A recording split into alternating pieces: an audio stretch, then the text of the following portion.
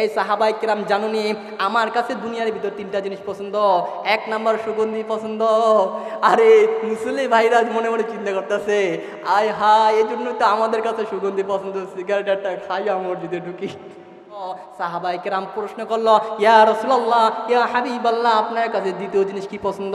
আল্লাহ রাসূল সাল্লাল্লাহু আলাইহি ওয়াসাল্লাম বলে, আমার কাছে দ্বিতীয় নাম্বার নারী পছন্দ। সুবহানাল্লাহ।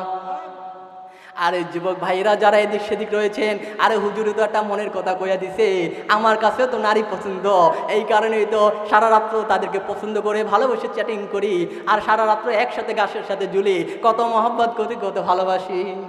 আরে যুবক ভাই ভালো করে শুনে রাখো, তোমার আমার পছন্দ আল্লাহ রাসূল সাল্লাল্লাহু আলাইহি ওয়াসাল্লামের মতো পছন্দ না। বেহায়াপনা, দাড়ি চেটিং, যেখানে সেখানে এক সপ্তাহ প্রেম করো, 7 দিন 10 দিনের দিন নিজে নিজে ইচ্ছা করো, তাকে কিভাবে দর্শন করা যাবে? আরে আল্লাহ রাসূলের নিজে মেয়ে পছন্দ ছিল, সেটা কেমন পছন্দ ছিল জানো নি?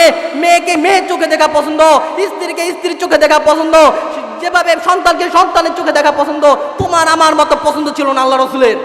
নাম্বার আল্লাহ রাসূল সাল্লাল্লাহু আলাইহি ওয়াসাল্লাম বলে, আমার কাছে দীর্ঘ নামাজ পছন্দ, আমার কাছে মন চায় আমি লম্বা সময় ধরে নামাজ পড়ি, এটা আমার কাছে পছন্দ। সুবহানাল্লাহ, আলহামদুলিল্লাহ। সফিপুর সমিতিরহাট তালিমুল কুরআন নুরানি হাফিজিয়া মাদ্রাসা ও ইতিমখানার উদ্যোগে এক বিশাল ওয়াজ মাহফিলের আয়োজন করা হয়েছে। উক্ত মাহফিলে প্রধান অতিথি হিসেবে বয়ান পেশ করবেন হযরত হাফেজ মাওলানা মুফতি তারেক মনসুর সাহেব দামাত বারাকাতুহুমা আলিয়া। উক্ত মাহফিলে আরও বিশেষ বক্তা হিসেবে অনেক উলামায়ে কিরাম বয়ান পেশ করিবেন। প্রধান অতিথি হিসেবে থাকবেন জনাব হাজী Mohammad Mintu Talukdar, chairman MT group. সভাপতিত্ব করিবেন জনাব মোহাম্মদ কাকা সোহেল সর্দার, প্রতিষ্ঠাতা ও সভাপতি অত্র মাদ্রাসা। আল্লাহ তাআলার দরবারে লাখ কোটি শুকরিয়া, যে মহান রব্বুল আলামিন আমাদেরকে অত্যন্ত মায়া করে, ভালোবেসে, মহব্বত করে, হাজারো মানুষ থেকে যাচাই বাছাই করে এক জান্নাতের বাগান, এক ইলমি মজলিসে সুস্থতার সাথে আসার বসার তৌফিক দান করেছেন। এজন্য মহান রব্বুল আলামিনের দরবারে অন্তর খুলে শুকরিয়া আদায় করি, আলহামদুলিল্লাহ। যে সমস্ত যুবক ভাইরা এখনো এদিক সেদিক ঘোরাফেরা করতেছেন, যদি গানের মজলিস হতো আর এলাকায় যদি সবচেয়ে বড় যিনি ল্যাংটা হয়ে নাচে, উলাঙ্গ হয়ে নাচে, যদি এরকম কোনো মেয়ে আইনা নাচানো হইতো, সেখানে তো আসরের পরেও থাকতে পারতেন, আসরের আগে চলে যেতেন, মাগরিবের সময় জাগা দেওয়ার সময় হইতো না। আর দিনই মজলিস হইতেছে, কিন্তু কয়েকটা পিচ্চি পোলাপান বসে আছে। আপনারা যুবক ভাই, হাসরের ময়দানে যখন আমাকে প্রশ্ন করা হবে, এই আবু রায়হান, তোকে তো এলাকার ভিতরে মাওলানা হলি, কি করলি? তখন খোদার কসম আপনাদের প্রত্যেকের বিরুদ্ধে যেভাবে হাসরের ময়দানে আপনার সন্তান আপনাকে পরিচয় দিবে না, আপনার বাবা আপনাকে পরিচয় দিবে না, আপনার মা আপনাকে পরিচয় দিবে না, আপনার ভাই আপনাকে পরিচয় দিবে না, আপনার চাচা আপনাকে পরিচয় দিবে না, আমি আবু রায়হান হয়ে বলবো, হায় আল্লাহ, এলাকায় একটা মজলিস হয়েছে, যখন গানের মজলিস হয় মানুষের অভাব হয় না, কিন্তু এত কষ্ট করে, এত আয়োজন করে, দিনের পরে রাত্রের পরে পরিশ্রমের পর পরিশ্রমে একটা মজলিসের মাহফিলের আয়োজন করা হয়েছে, এখানে কোনো যুবক আসে নাই। আপনাদের বিরুদ্ধে তখন সাক্ষী দিতে বাধ্য হব। মোহতারাম হাজিরিন, এজন্য যে সমস্ত যুবক ভাইয়েরা এবং কি মুরব্বী কাকারা, চাচারা, বাবারা যারা এখনও দূরে আছেন, চায়ের দোকানে আছেন, তাড়াতাড়ি জান্নাতের বাগানে মজলিসে আইসা বসা যান। আরে বাবা, এই যে মজলিসটা দেখতেছেন না, কত সময় তো কাটা দিলেন, কই এখানে তো কোনোদিন মাহফিল হয় নাই, একটা রাত্রই তো, ঠিক না? আসেন না, একটু বসেন না। ভালো লাগে না? দিনই মজলিস ভালো লাগে না? ভালো লাগে, দুনিয়ার সব কিছু ভালো লাগে। এখনও এলাকার ভিতরে যত মানুষ রয়েছে, এখানে এসে যদি তারা বসে, তাদেরকে জায়গা দেওয়া যেত না। যারা যারা যুবক ভাইয়েরা এখনো দূরে আছেন, এখনো মাহফিলে আসতেছেন না, তো আমি আপনাদের নামে একটা দোয়া করে দিব।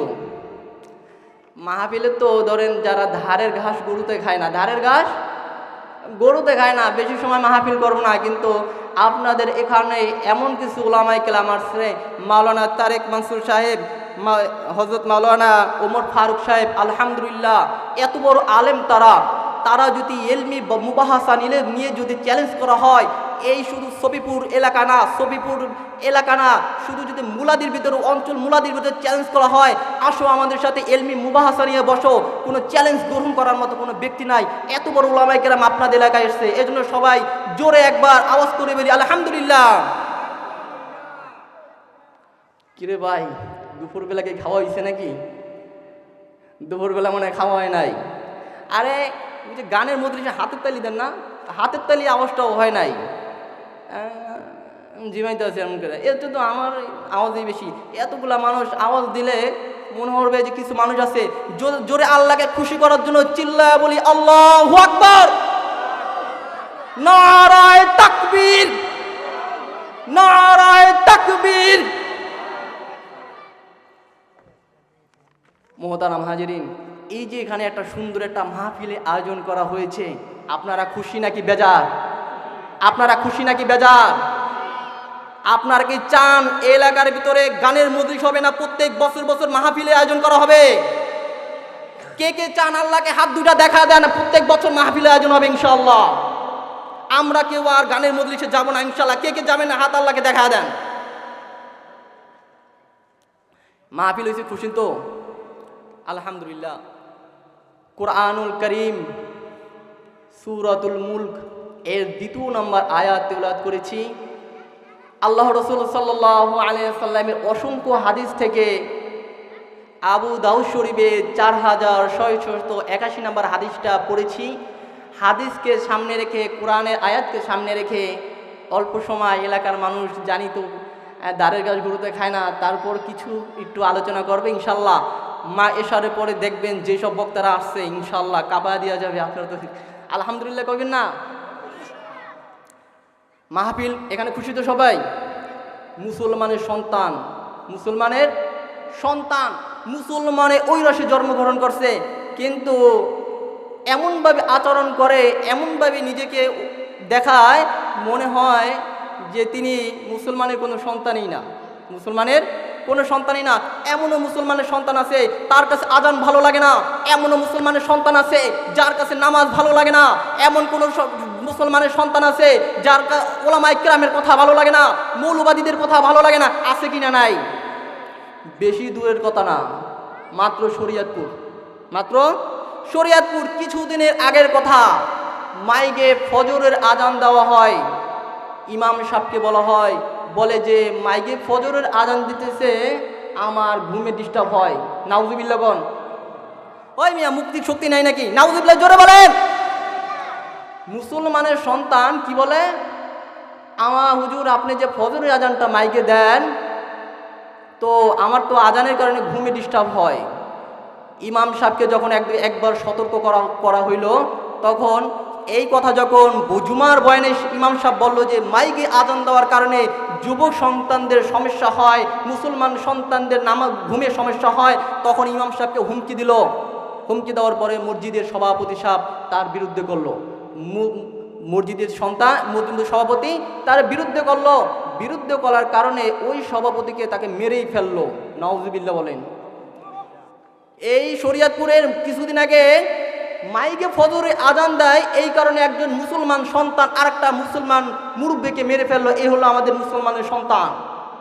এই সফিপুরের এলাকার মুসলমান ভাইরা স্পষ্ট করে শুনে রাখো, যে সমস্ত মুসলমান ভাইদের কাছে আজানের কথা ভালো লাগে না, যে সমস্ত মুসলমান ভাইদের কাছে উলামায়ে কেরামের কথা ভালো লাগে না, যে সমস্ত মুসলমান ভাইদের কাছে মৌলবীদের কথা ভালো লাগে না, যে সমস্ত মুসলমান ভাইদের কাছে হাদিসের কথা ভালো লাগে না, যে সমস্ত মুসলমান ভাইদের কাছে ইসলামের কথা ভালো লাগে না, ভালো করে লিখে রাখতে পারো, তারা জারদ সন্তান।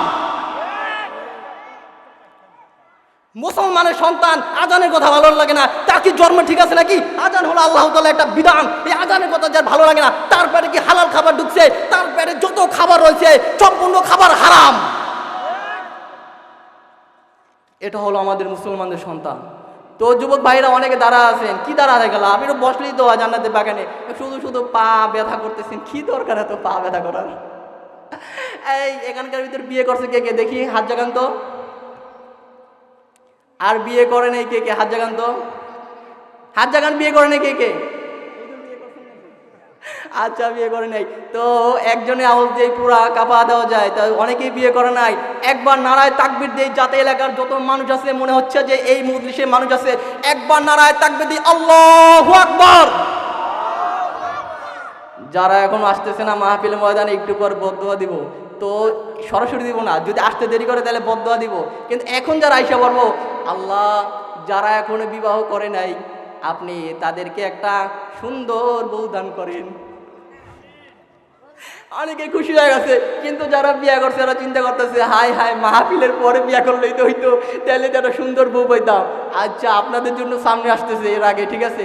তো যারা যারা দোয়া করছি, যারা যারা মাহফিল আসেন নাই, আল্লাহ তাদের জন্য আল্লাহ দোয়া করে দিব শেষে, যে একটা কালা বউ জানি দেয় তাদেরকে। বুঝতে পারছেন? তো মোহতারাম হাজিরিন, কথা অনেক লম্বা, যে হাদিসটা বলেছি, সময় তো অনেক অল্প, অল্প সময়ে অল্প কিছু বলার চেষ্টা করব ইনশাআল্লাহ। মোহতারাম হাজিরিন, চায়ের দোকানে বইসা তুমি সময়টা কাটাইতেছো, গল্প গুজব করে সময়টা কাটাইতেছো, হাসি ঠাট্টা করে জীবনের কত হায়াত চলে গেল, জীবনের বহুত হায়াত চলে গেল। তোমার কাছে যদি আল্লাহ প্রশ্ন করেন, তোমাকে আমি দুনিয়াতে পাঠিয়েছিলাম, কি কারণে পাঠিয়েছিলাম, কি জন্য পাঠিয়েছিলাম, তখন আমার আপনার উত্তরটা কি হবে? এই কথাটাই সূরা মুলকের ২ নম্বর আয়াতের ভিতরে, আল্লাযী খলাকাল মাউতা ওয়াল হায়াতা লিয়াবলুয়াকুম আইয়ুকুম আহসানু আমালা। আল্লাহু আকবার। আল্লাহ তাআলা বলেছেন, আল্লাযী খলাকাল মাউতা, যিনি তোমাদের জীবন দান করেছেন, আল্লাযী খলাকাল মাউতা ওয়াল হায়াতা, এবং হায়াত যিনি দান করেছেন, আল্লাযী খলাকাল মাউতা ওয়াল হায়াতা লিয়াবলুয়াকুম আইয়ুকুম আহসানু আমালা, যিনি যাতে পরীক্ষা করতে পারেন তোমাদের ভিতরে উত্তম ব্যক্তি কে। সুবহানাল্লাহ। আজকে মাহফিল থেকে সবচেয়ে উত্তম ব্যক্তি আমরা হয়ে যাব ইনশাআল্লাহ। তো যে কথা বলতেছিলাম, মাহফিল করা শুরু করার আগে যদি একটু সুন্দর মতো মিল মোহব্বত না হইতে পারি, তাহলে মাহফিল মজা লাগে না, একটু সুন্দর করে হয়ে যায়। তো যাদের জন্য দোয়া করবো, আল্লাহ মাহফিলে যাদের জানি, যারা যেসব যুবক ভাইরা এসে গেছে তাদের জন্য একটা সুন্দর বউ দাও, আর যারা আসতো না তাদের পর শেষে বদ্ধ করবো, যদি মাঝখানে আবার কিছু আইসা পড়ে। এখন যুবক যারা বিয়া করে ফেলাইছে, এরা মনে মনে চিন্তা করতেছে, আমরা তো বিয়া করে ফেলাইছি, তাইলে আমাদের জন্য তো দোয়াটা লাগতো না। আরে সমস্যা নাই, আপনি তো বিয়া করে ফেলাইছেন, সামনে তো অনেক সন্তান হবে, যদি একটা সন্তানের জন্য দোয়া করেন, আয় আল্লাহ আমাকে একটা ছেলে সন্তান দান করেন, ১ ডজন মেয়ে সন্তান হয়ে যাইব। যদি মাহফিলে না আসেন, একটা ছেলে সন্তানের জন্য দোয়া করবো, যে আল্লাহ আপনি দোয়া করতেছেন একটা ছেলে সন্তান, মাহফিলে না করে, আল্লাহ আমার এলাকার ভিতরে তো আমি বেশি হকদার, যদি দূরের ভিতরে কেউ ইমামতি করতে চায়, দূরের ভিতরে ইমামতি করতে গেলে তো সে বেশি হক, যদি কাছের ইমাম থাকে সে বেশি হকদার। এই সফিপুর এলাকার ভিতর যেহেতু আমি সন্তান, আমার দোয়াটা বেশি অগ্রগতি হবে। আমি দোয়া করবো, আল্লাহ মাহফিলে যারা আসে না তাদের একটা ছেলে সন্তান চাইলে তাদেরকে আপনি ১ ডজন মেয়ে সন্তান দিয়ে দেন। তাড়াতাড়ি আইসা পড়েন সবাই। আর যদি একটা মেয়ে সন্তান চান, ১ ডজন ছেলে সন্তান হয়ে যাবে। আর যারা মুরব্বী, যারা চিন্তা করতেছেন আমাদের তো সন্তান হয়ে গেছে, এখন নয় মুরব্বী, আরে সমস্যা নাই, সমস্যা নাই, এমন দোয়া করে দিব, আল্লাহ আপনার যে জীবন সঙ্গী রয়েছেন, আল্লাহ ওই জান্নাতে যখন চলে যাবেন তখন যেন আপনার ওই জীবন সঙ্গী করে একসাথে যেন জান্নাতে যেতে পারেন। আল্লাহু আকবার। এখন অনেকে বলতেছে যে দোয়া করার দরকার নেই, জান্নাতে তো অনেক হুর থাকবে, যারা তো অনেক সুন্দর, তাদের হইলেই চলবে। আরে না না না না, এমন জীবনসঙ্গী আপনার জান্নাতের ভিতরে হবে, যেই জীবনসঙ্গী, এই যে যত জান্নাতের ভিতরে, দুনিয়ার ভিতরে আপনার যত ধরনের মানুষ দেখতেছেন, দুনিয়ার ভিতরে কালা মানুষ দেখতেছেন আপনি দুনিয়ার ভিতরে, কিন্তু জান্নাতের ভিতরে যে আপনার স্ত্রী থাকবে, ওই হুর, যেই হুর দুনিয়ার ভিতরে একটা আঙ্গুল বের করে দিলে, তিনি দুনিয়ার ভিতরে একটা আঙ্গুল বের করে দিলে যেভাবে সূর্যের আলোটা যেভাবে নিভে যায়, কিন্তু ওই জান্নাতের ভিতরে যে আপনার রমণী থাকবে, যারা সূর্যের আলো নিভা যায় তাদের চাইতো আপনার দুনিয়ার স্ত্রী বেশি সুন্দর থাকবে।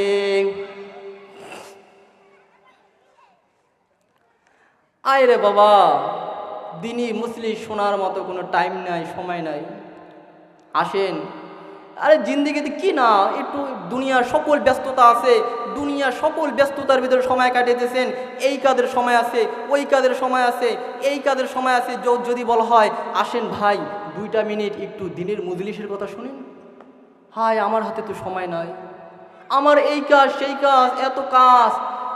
আয় ভাই আপনি একটু শুনেন, আপনার তো বেশি কাজ নাই। আরে ভাই, আমি যদি গরু পালি, আমি গরু পালতেছি, যদি আপনার দিনের কথা শুনি তাহলে গরুর জন্য ঘাস কাটবে কে? আরে ভাই, আপনার তো অনেক টাকা পয়সা আল্লাহ তাআলা দুনিয়াতে দান করেছেন, আপনি তো একটু দিনের কথা শুনতে পারেন। আরে ভাই, আমার তো 3-4টা বাড়ি, আমার তো এইগুলো দেখাশোনা করতে হয়, আমার হাতে তো সময় নাই, আমার হাতে তো একটু সময় নাই। কিন্তু অনেক দূরের বিশাল এক সফরের ভিতরে গিয়েছে, হাতে কোনো সময় নাই, হঠাৎ করে একটা অ্যাক্সিডেন্টে জীবনের বাতিটা নিভে গেল। এমন একটা অ্যাক্সিডেন্ট হয়ে গেল, জীবনের বাতিটা নিভে গেল, এমন একটা অ্যাক্সিডেন্ট হয়ে গেল, আর কবরের ভিতরে চলে গেল। কই আপনি তো দুনিয়া থেকে কবরের ভিতরে চলে গেলেন, আজ দুনিয়া থেকে কবরের ভিতরে চলে যাবার পরেও তো আপনার ঘরের ভাড়া উঠতেছে, আজ দুনিয়া থেকে চলে যাবার পরেও তো আপনার বাসা বাড়ির কাজ চলতেছে, আজ তো দুনিয়া থেকে আপনি চলে যাবার পরও আপনার গরু তো না খায়া রয় নাই, কিন্তু দুনিয়াতে থাকতে তো আপনার হাতে 1টা মিনিট সময় হয় নাই দিনের কথা শোনার জন্য। ও যুবক ভাই, যারা এদিক সেদিক ঘোরাফেরা করতেছো, যাও ফেসবুকের ভিতরে ঢোকো, প্রতিদিন যুবকের মৃত্যু রে, আর প্রতিদিন সবচেয়ে বেশি যুবকের মৃত্যু এখন সংবাদ শোনা যায়। হায় তোমার মৃত্যু কোন সময়? আরে তোমার কাছে জিজ্ঞেস করলো তো শোনো, গতকালকে তোমার এই বিপদ ছিল, আর একটির জন্য তুমি বেঁচে গিয়েছো, আরে এইটা তুমি বাঁচো নাই, আল্লাহ তোমাকে বাঁচাইছে। যদি দুনিয়াতে আর একটু শোধরা নিতে পারো নিজের জীবনটাকে, যদি আর একটু নিজের জীবনটাকে সুন্দর করে নিতে পারো, এজন্য আল্লাহ তোমাকে বার সময় দেয়। আয় যুবক আয়, যদি আমি তোকে বার সময় দেই, ওই যে আরজাল তোর পিছনে দাঁড়ায় আছে, আমি তোকে বিভিন্নভাবে পরীক্ষা করি, একটু আয় দিনের কথা শোন। দিনের কথা শোনার সময় নেই, দুনিয়ার ভিতরে দাম বিক্রি করো, অহংকার করো। আরে আল্লাহ তো আর রহমান আর রহিম, আল্লাহ তো আর রহমান আর রহিম, কিন্তু তুমি কি জানো না আল্লাহ কহার, যেভাবে দুনিয়াদের ভিতরে রহিম বইলে তোমাকে ক্ষমা করে দিবে, ওইভাবে তোমাকে আখিরাতের ভিতরে তোমাকে শাস্তি দেওয়া হবে। আল্লাহর যেভাবে আল্লাহর রহমটা বড়, জান্নাত বড়, কিন্তু তোমার আল্লাহ যে শাস্তিটা দিবে ওই শাস্তিটা তো বড়। আল্লাহ তো মুতাকাব্বির, আল্লাহ তো অহংকারী, কিন্তু আল্লাহ অহংকার করে যে শাস্তিটা দিবে ওই শাস্তিটা তুমি কেমনে সহ্য করবা? আরে যুবক, বারবার তোমাকে সময় দিতেছে, আসো আসো আসো, একটু দিনের কথা শোনো, কিন্তু তোমার হাতে সময় নাই, তোমার হাতে সময় নাই। আরে বারবার তোমাকে তওবা করার আগে, আরে তোমার জীবনটা চলে যাবার আগে তোমাকে বারবার সুযোগ দেয়। যখন তুমি দুনিয়া থেকে চলে যাবা, বারবার তুমি আসার জন্য দুনিয়াতে চেষ্টা করবা, কিন্তু তোমার আশা কোনোদিন সম্ভব না। কারণ কি জানো, তোমাকে আল্লাহ তাআলা দুনিয়ার ভিতর যে পরীক্ষার একটা এভাবে পসরা ধরায়া দিছে, কোনটা করলে তুমি জান্নাতে যাইবা রে যুবক, আর কোনটা করলে তুমি জাহান্নামে যাইবা, এভাবে তোমাকে ধরায়া দিছে। কিন্তু তুমি তো বারবার বলার পরও তুমি শুধরাও নাই, তোমাকে এতবার নসিহত করার পরে তুমি শুধরাও নাই। দুনিয়ার ভিতরে তো যত পরীক্ষা হয়, যত কিছু হয়, তার কিছু গোপন রাখে। দিয়েছে, কিন্তু আখেরাতে এটা তো তোমাকে প্রকাশ করে দিয়েছে, এখন তোমাকে ছাড় দিবে কেন? তুমি বারবার দুনিয়ার ভিতরে আসার চেষ্টা করবে, তুমি বারবার চাইবে আমি আল্লাহ যদি দুনিয়ার ভিতরে একবার যেতে পারতাম। আরে আল্লাহ জবাব দিবে, রে বান্দারে তোকে দুনিয়ার ভিতরে কত সময় দিয়েছি, কত কিছু সময় দিয়েছি, তোর আর আসার সময় হয় নাই। আল্লাহ তোমাকে ক্ষমা করার জন্য বসে আছে। আরে বাবা, আমি ওই দিনকা আরও এখান থেকে এক মাস আগে সম্ভবত দেশে আসছি, আসার পরে এই যে একজন মুসল্লি এখানে বৈশা আমি এখানে বৈশা হাদিস পড়তেছিলাম, হাদিস শুনছি, কিন্তু এক সপ্তাহ পরে বলতেছি, হঠাৎ করে আব্বু ফোন দিতেছে, ওই লোকটা তো দুনিয়ার ভিতরে নাই, অন্ধকার কবরে চলে গেছে। আরে বাবা, সে যদি বারবার চায়, সে যদি বারবার দুনিয়াতে আসতে চায়, কিন্তু কোনোদিন আসা সম্ভব না। তুমি যদি দুনিয়া থেকে একবার চলে যাও, তোমার আসাও সম্ভব না। কিন্তু ভালো করে মনে রাখো, আরে ওই যে নমরুদ, ফেরাউন, ওরাও যদি মৃত্যুর আগে যদি তওবা করে নিত, তাহলে তাকে ক্ষমা করে দিত। ওরে যুবক ভাই, তোমার তো কত গুনাহ হয়েছে। আরে যুবক ভাই, আসো না, আজকে মাহফিল একটু বসো না, কালকে এই মাহফিল থাকবে না, তোমার হাতে সময় নাই, আজকে একটু মাহফিলে বসে একটু তওবা করে যাও না, নিজের খাতায় জান্নাতের নামটা উঠায় একটু যাও না। যদি তারা যদি ক্ষমা চাইতো, আল্লাহ তাকে মাফ করে দিত। কিন্তু ভালো করে মনে রাখো, এক শামউন অগ্নি পূজক, ওই অগ্নি পূজা করত, জীবনের 10, 20, 30, 40, 50, 60 বছর অগ্নি পূজা করতেছে। হাসান বসরি রহমাতুল্লাহি আলাই ওই অগ্নি পূজককে দাওয়াত দিতেছে, বলতেছে আসো, দিনের পথে আসো, তাহলে তুমি একজন ইমানদার হয়ে যাবে, তোমার আমল নামায় কোনো গুনাহ থাকবে না। বলতেছে যদি আমি দিনের পথে আসি তাহলে আমার কি লাভ? বলতেছে যদি তুমি দিনের পথে আসো, তাহলে ভালো করে মনে রাখো, আল্লাহ রাসূল সাল্লাল্লাহু আলাইহি ওয়াসাল্লাম তোমার জন্য জান্নাত রেখে দিয়েছে। আল্লাহ তাআলা তোমাকে জান্নাত দেবে। হাদিসে পাকের ভিতরে, অসংখ্য হাদিসের ভিতরে আল্লাহ রাসূল সাল্লাল্লাহু আলাইহি ওয়াসাল্লাম, যে ব্যক্তি মুমিন হয়ে যায়, পিছনের গুনাহকে তওবা করে, ওই ব্যক্তির ব্যাপারে জান্নাতের সুসংবাদ দিচ্ছে। কিন্তু তুমি যদি তওবা করো, তাহলে তুমি মুসলমান হয়ে যাবে, তাহলে তোমার জন্য আল্লাহ রাসূল সাল্লাল্লাহু আলাইহি ওয়াসাল্লাম জান্নাতের সুসংবাদ দিচ্ছে, আল্লাহ তোমাকে জান্নাত দিয়ে দিবে। অগ্নি পূজক বলতেছে আমার জীবনের 10, 20, 30, 40, 50, 60 বছর পর্যন্ত আমি অগ্নি পূজা করেছি, কিন্তু তুমি 1 মিনিটের ভিতরেই আমাকে মুমিন বানিয়ে তুমি কি জান্নাতে তুমি দিয়ে দিবে? এটা মানবো না, এটা মানবো না, এটা সরাসরি তুমি খাতা কলমে লেখা দাও। হাসান বসরি রহমাতুল্লাহ আলাইহি আল্লাহর হাদিসকে সামনে রেখে, কোরআনের আয়াতকে সামনে রেখে লিখে দিয়েছে, তুমি যদি মুমিন হয়ে যাও, তাহলে আল্লাহ তাআলা তোমাকে জান্নাত দিয়ে দিবে। হাসান বসরি রহমাতুল্লাহ আলাইহি কাগজটা এভাবে ছিঁড়ে বলতেছে, এখন আমার হাসান বসরি রহমাতুল্লাহ আলাইহির কাছে কাগজটা চাই। আরে এভাবে বললে হবে না, এই কাগজটা আমার হাতে দিয়ে দাও। কাগজটা অগ্নি পূজক নিয়ে বলতেছে, এরে হাসান বসরি রহমাতুল্লাহ আলাইহি, তুমি জানো নি এই কাগজটা নেওয়ার পরে আমি কি করব? হাসান বসরি রহমাতুল্লাহ আলাইহি বলে, না, আমার জানা নাই এই কাগজটা নেওয়ার পরে তুমি কি করবে। হাসান বসরি রহমাতুল্লাহ আলাইহিকে অগ্নি পূজক ডাক দেয়া বলে, আরে আমি যখন মারা যাব, আমি যখন দুনিয়া থেকে চলে যাব, ওই কাপড়ের ভিতরে আমার কাগজটা ছেড়ে দিতে বলবো, আর বলবো যে আয় আল্লাহ, হাসরের ময়দানে যেদিন কেউ কাউকে চিনবে না, হাসরের ময়দানটা অনেক ভয়ঙ্কর হবে, সেই দিনকা এই কাগজটা বের করে দিব। এ আল্লাহ, দেখো তোমার এক দুনিয়ার এক আল্লাহর ওলি, তোমার বান্দা, আমি মুমিন হয়েছি, আমি মুসলমান হয়েছি, এজন্য তোমার মুমিন বান্দা আমাকে জান্নাতের সার্টিফিকেট দিয়া দিছে। আয় আল্লাহ, তুমি আমাকে জান্নাতের আগুন দ্বারা পুরাইও না। সুবহানাল্লাহ বলে সমস্যা আছে নাকি? আরো জোরে চিল্লায় বলেন সুবহানাল্লাহ। জান্নাতের ভিতরে একটা গাছ হয়ে গেছে, বলেন সুবহানাল্লাহ। জান্নাতের ভিতর আরেকটা গাছ হয়ে গেছে। ওই যে এক ব্যক্তির ব্যাপারে, আল্লাহর ওলিদের ব্যাপারে বহুত ঘটনা বর্ণিত আছে। এভাবে আল্লাহর ওলিদের এমন এমন দুনিয়ার ভিতরে শান রয়েছে। ওই এক আল্লাহর ওলি কবরের পাশ দিয়ে যাইতেছে, আল্লাহর ওলি যাচ্ছে কবরের পাশ দিয়ে, যাওয়ার সময় দেখতেছে একটা লোক কবরের ভিতরে নামাজ পড়ে। সুবহানাল্লাহ। লোকটা দেখে আশ্চর্য হয়ে গেল, এত বড় বুজুর্গ আমি তো কোনোদিন দেখি নাই, মৃত্যুর পরেও নাকি কবরে বৈশা নামাজ পড়েন। এই কথা শোনার পরে ওই লোকটা বলতেছে, আরে বাবা তুমি কেমনি বুঝবা, তুমি তো বুঝবা না আল্লাহর ওলিদের শান কেমন, আর তুমি তো বুঝবা তো কয়টার সাথে রাত্রেবেলা চ্যাটিং করতে হবে, কিভাবে কথা বলতে হবে।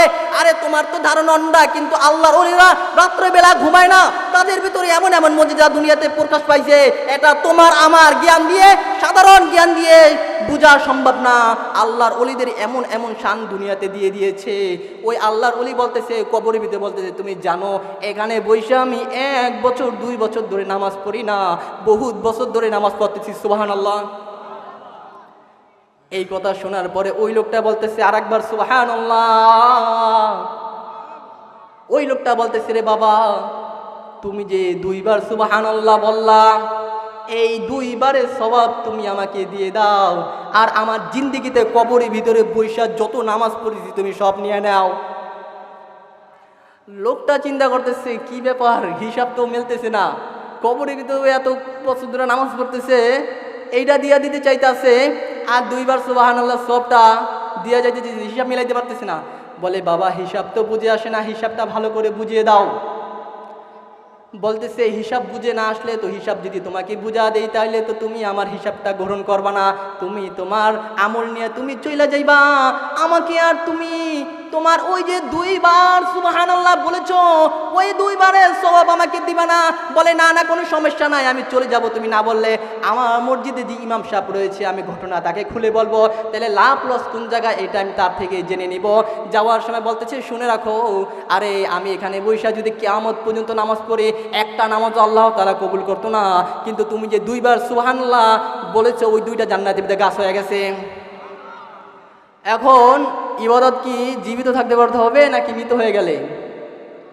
আল্লাহর ওলিদের শান অনেক বড় কঠিন। আল্লাহর ওলিদের শান আপনার আমার চোখে বোঝা সম্ভব না।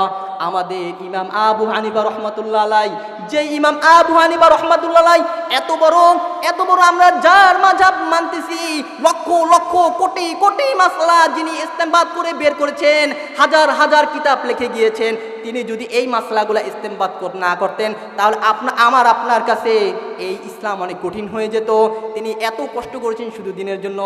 এই ইমাম আবু হানিফাকে আল্লাহ রাসূল আর যখন হাদিসের উপর আমল করার কারণে, কোরআনের উপর আমল করার কারণে এত বড় আল্লাহর ওলি হয়ে গিয়েছে, তিনি যখন উজু করতে যাইতেন আর কোনো ব্যক্তি যদি গুনাহ করতে আসতো, ওই ব্যক্তি গুনাহকারী ব্যক্তি যখন উজু করত, তখন ওই হাসান বসরি যখন ওই ইমাম আবু হানিফা রহমাতুল্লাহ আলাইহি তার দেখতে পাইতো, আরে কিছুক্ষণ আগে তো জেনা কইরা আইছে, ওই জেনা উজু করার পরে জেনার পানিগুলা গুনার সাথে ঝইরা যাইতেছে, ওইগুলা দেখতেছে। ইমাম আবু হানিফা রহমাতুল্লাহ আলাইহি আল্লাহর কাছে হাত উঠাইয়া বলে, রে আল্লাহ তুমি যে আমাকে ক্ষমতাটা দিয়েছো ওই ক্ষমতাটা তুমি নিয়ে নাও, কারণ একটা মানুষের উপর আমার ভালো ধারণা, যখন আমি দেখতেছি নামাজ পড়তে আসলো আমার তার উপরে ভালো ধারণা, কিন্তু যখন দেখলাম ওই মানুষটা গুনাহ করে, তার গুনাহ জিনা করার পরে তার গুনাহগুলো ভাইসা যাইতেছে, তখন তো আমার তার উপরে খারাপ ধারণা আসতেছে। ইয়া আল্লাহ আপনি আমার এই শক্তিকে নিয়ে নেন। তাহলে তাদের যে ইলম, তারা যে দুনিয়াতে আল্লাহর ওলি, এটাকে আপনার আমার চোখে বোঝা সম্ভব? কোনোদিনও সম্ভব না বাবা। সময় অল্প, হাদিসের ভিতরে চলে যাই, হাদিসের ভিতরে চলে যাই। এর আগে কিছু কথা বইলা ফ্রি হয়ে নিলাম আপনাদের সাথে। তো যে সমস্ত ভাইরা চাচারা যারা এখনো বাসার ভিতরে শুয়ে আছেন, চাচিদেরকে লক্ষ্য করে বলবো, ঘাড় ধরে একটা ঠেলা দিয়ে মাহফিলের ভিতরে নিয়ে আসেন তাদেরকে, নয়তো কিন্তু জান্নাতের ভিতরে এমন দোয়া করবে একসাথে থাকতে পারবেন না। যদি জান্নাতের ভিতরে একসাথে থাকতে চান তাহলে চাচিরা আপনারা আপনাদের স্বামীদেরকে এই মাহফিলের ভিতরে পাঠিয়ে দেন, কারণ মাহফিলের শেষে যে এমন একটা দোয়া করব যাতে আপনারা একসাথে জান্নাতে চলে যেতে পারেন। মুহতারাম হাজিরিন, আল্লাযী খালাকাল মাউতা ওয়াল হায়াতা লিয়াবলুয়াকুম আইয়ুকুম আহসানু আমালা। আল্লাহ তাআলা তো তোমাকে দুনিয়ার ভিতরে আমল এবং নেক আমল করতেছে। আল্লাহ তাআলা তোমাকে পাঠিয়েছে 5টা বিল্ডিং করার জন্য না, আল্লাহ তাআলা তোমাকে পাঠিয়েছে তোমাকে দালান করার জন্য না। আল্লাযী খালাকাল মাউতা ওয়াল হায়াতা লিয়াবলুয়াকুম আইয়ুকুম আহসানু আমালা, এটা একমাত্র দিনের জন্য তোমাকে পাঠিয়েছে, কিন্তু সম্পদ হইলে তো সমস্যা নাই, ওটা দিনের জন্য তুমি খাটাও। কিন্তু সম্পদ যখন তুমি গানের মজলিসে খাটাও, সম্পদ দেওয়ার পরে যখন গুনাহের কাজে খাটাও, সম্পদ দেওয়ার পরে যখন জিনাহের কাজে খাটাও, ওইটা হলো বড় সমস্যা। সম্পদ দিয়েছে, হাজার হাজার টাকা খরচ করার কোনো সমস্যা নাই। যদি বলা হয় এলাকার ভিতরে একটা গানের অনুষ্ঠান হবে, তাহলে কোনো সমস্যা নাই। আরে গত জুমায় এক জায়গায় নামাজ পড়িতে গেছি, নামাজ শেষে আমাকে বলতেছি, হুজুর আপনি তো বক্তা হিসেবে থাকবেন, তো মাহফিলের সময় একটা মাহফিল করতে চাই, কি করার? এখানে একটা যদি এই এলাকার ভিতরে যদি একটা, আমি যে জুমার নামাজ, তারা বলতেছে আমাকে খুইলা, এই এলাকায় যখন একটা মাহফিল দেওয়া হয়, তখন দেখা যাচ্ছে যে কমিটি এইটা ওইটা হাজার হাজার লোক একসাথে করতে হয়। কিন্তু যখন গানের মজলিস দেওয়া হয়, যখন এলাকায় একটা খারাপ লোক আইসে আর নাচাইবে, ওই মজলিস যখন দেওয়া হয়, তখন কোনো লোকের, তখন একজন দুজন তিনজনেই পুরা 1.5 লাখ 2 লাখ 3 লাখ 4 লাখ টাকা খরচ করে ফেলায়। কিন্তু যখন ওয়াদের কোনো মজলিস হয়, দিনের কোনো মজলিস হয়, 12 বছর 15 বছর পরে একটা মাহফিলের আয়োজন করা হয়, আরে বাবা 500 টাকা পকেট থেকে দাও, 1000 টাকা পকেট থেকে দাও, তখন বলতেছে আর টাকা তো গতকালকে ভাঙ্গে ফেলাইছি, আর টাকা তো ওই জায়গায় ফেলাইছি। আর এই জন্যই তো মিয়া টাকা পকেট থেকে বের হয় না দিনের কারণে। একখান দিয়ে তো আল্লাহ তাআলা আপনাকে নেয় না, অন্যখান দিয়ে আপনাকে 4-5 লাখ টাকা আল্লাহ নামায়া দেয়। আরে মাসে একটা সিগারেটের যে দাম, একটা সিগারেট 100 টাকার সিগারেট কোন দিয়ে জায়গা সমস্যা নাই। 12 বছরে যদি সিগারেট খান, 4,32,000 টাকা চলে যেতেছে প্রতিদিন একটা করে সিগারেট। আর যদি আরো বেশি টাকার অন্য কিছু খান, লক্ষ লক্ষ কোটি কোটি টাকা, হাজার হাজার 50 লক্ষ টাকা চলে যেতে জীবন থেকে। 500 টাকা মাহফিলের জন্য দেন, 1000 টাকা মাহফিলের জন্য দেন, আর টাকা ভাঙ্গা ফেলাইছি, সন্তানের সমস্যা, পড়াইতে পারি না, এই খরচ দিতে পারি না, ওই খরচ দিতে পারি না, ঠিকই তো আপনি লক্ষ লক্ষ টাকা ভাঙতে আছেন। আজকের পর থেকে আপনারা এখানে জনাব মোহাম্মদ সোহেল সর্দার, কাকা সোহেল সর্দার, তাকে আল্লাহ তাআলা দীর্ঘজীবী করুক। আল্লাহ তাআলা যে তাকে এখানে বসে একটা মাহফিল উদ্যোগ নিয়েছে, ইনশাআল্লাহ আপনারা দোয়া করবেন আল্লাহ তাআলা যেন তাকে প্রত্যেক বছর এই মাহফিলের ব্যবস্থা করার মতো তৌফিক দান করে। আল্লাহ তাআলা তাকে যেন এই মাদ্রাসাটা সুন্দর করে, আরো সুন্দর করে করার মতো তৌফিক দান করুক। তিনি আমার কাছে বলছে যে এলাকার ভিতরে আমার একটা তামান্না, আমার একটা আকাঙ্ক্ষা, এই এলাকার ভিতরে একটা সুন্দর আমি মাদ্রাসাটা দিব, এলাকার সমাজ কল্যাণ করব। তো এই এলাকা যে মাদ্রাসা দিব, প্রত্যেক এলাকা থেকে জানি একটা করে ছেলে সন্তান এই মাদ্রাসায় দেয়। আল্লাহ তাআলা কবুল করে নেক। হায়াতের জিন্দেগি শেষ হয়ে যাচ্ছে। আল্লাযী খলাকাল মাউতা ওয়াল হায়াতা লিয়াবলুয়াকুম আইয়ুকুম আহসানু আমালা। তোমার আমার জীবনটা তো হায়াতের ভিতরে থাকার কথা ছিল, তোমার আমার জীবনটা তো একটা রুলসে থাকার কথা ছিল, সাহাবীদের মতো চলার কথা ছিল, তাবেঈনদের মতো কথা চলার কথা ছিল। কিন্তু তোমার আমার জীবনটা চলতেছে ওই যে গানের উরুষের মতো, যে সমস্ত লোক চলতেছে, নাপাক লোক যেভাবে চলতেছে, আপনার আমার জীবনটা ওভাবেই চলে যাচ্ছে। আর সাহাবীদের জীবনী কেমন ছিল? এক মজলিসের ভিতরে সাহাবীরা সবাই বসে আছে, এক কথা বললেন না, এই এখন যদি কথা বলেন তাহলে হারা ফেলাইবেন, উদ্দেশ্য হারা ফেলাইবেন। এক মজলিসের ভিতরে সাহাবায়ে কিরামরা বসেছিল, তো সাহাবায়ে কিরামরা গল্প বলতে নিজের দিনের কাহিনী বলতেছিল, গল্প বলতেছিল। এই মুহূর্তে আল্লাহ রাসূল সাল্লাল্লাহু আলাইহি সাল্লাম সাহাবাদেরকে লক্ষ্য করে বলতেছে, এই জানো আমার কাছে দিনের কি কি পছন্দ তোমরা জানো?